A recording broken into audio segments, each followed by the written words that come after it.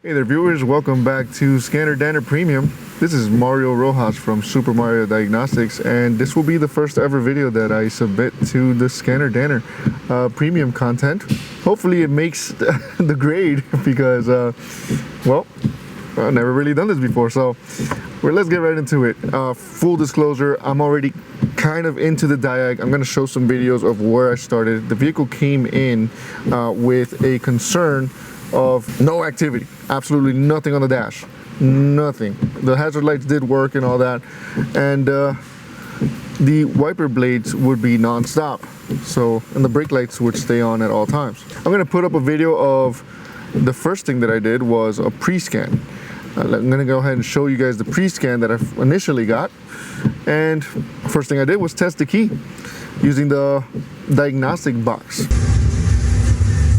Scanning for the RFID chip on this, which the coil in the vehicle uses to turn on the vehicle, and nothing's coming up. Something may be wrong with this key, it looks like it. As you can see in that video, that key was unresponsive, and somebody had been here before me. Somebody had already tried opening that key and doing something with it. I don't know what they were trying to do. I went ahead and opened up that key. Once again, it was already open, and I found 3 traces broken, and I figured, why not?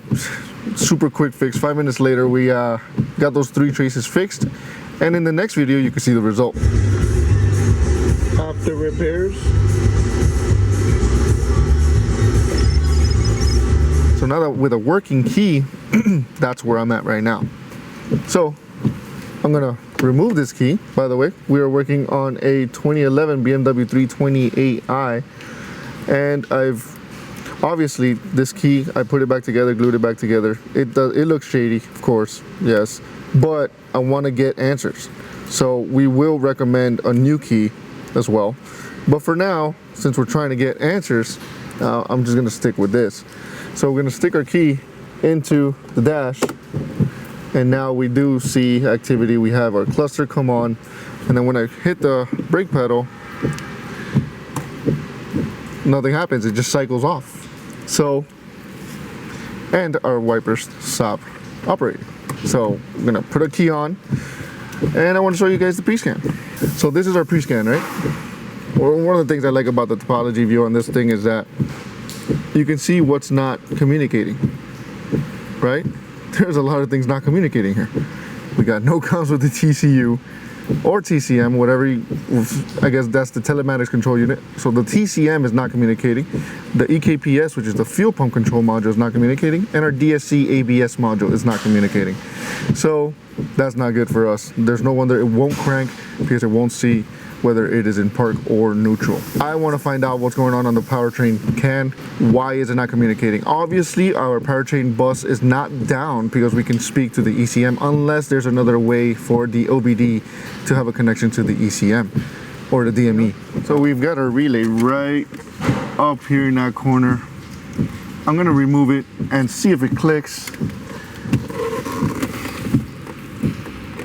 And we got no clicking. So we've got our power probe here. I'm gonna carefully front probe it, and we've got power on that. So that power is good. We're going to the other side. And we got power on both sides. So either the diagram lied to us, or there's a short to power on there. We're gonna give it power. Let's go to 40 amps. And our glove box light just turned on. Our wipers just turned off right there, and I'm gonna try to start this thing and see what happens.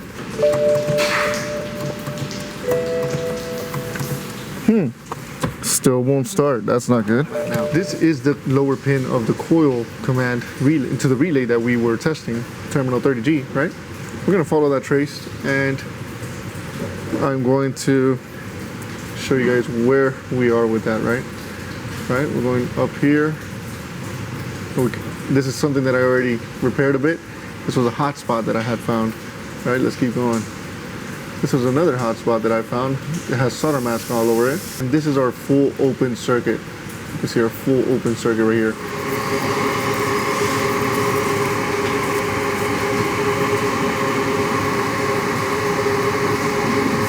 Looks like we got ourselves a solid connection here. I can see that my transmission is on. It's gonna do a key on. Key is on. Everything's still looking good. We're gonna give this the test of time, see how long it lasts before doing anything at all, because it could very well fail. We'll give it time and see what happens. This could very well be a design flaw. We've seen that happen. So I know most shops won't want to hear this, but here, when we do stuff like this, we let the customer know we're obviously trying to save them some money. So we make it plain that as a result of trying to save them money, we're doing something a little experimental, but there is always that possibility that it will fail in the future. And if it does, we go ahead and replace it. They're fully aware, they're okay with that. We don't go forward until they are fully okay with that. So with that being said, yes, there's a risk. Anytime you do circuit board work, there's a risk involved. You get better at it, the risk mitigates. I hope you guys find this useful so far, because this may save you in a pinch. That being said, I hope you guys are enjoying this one as much as I am. This car just doesn't want to get fixed. What can I say? First it's the key, then it's the junction box, then the starter, and now who knows what. This car does not want to get fixed.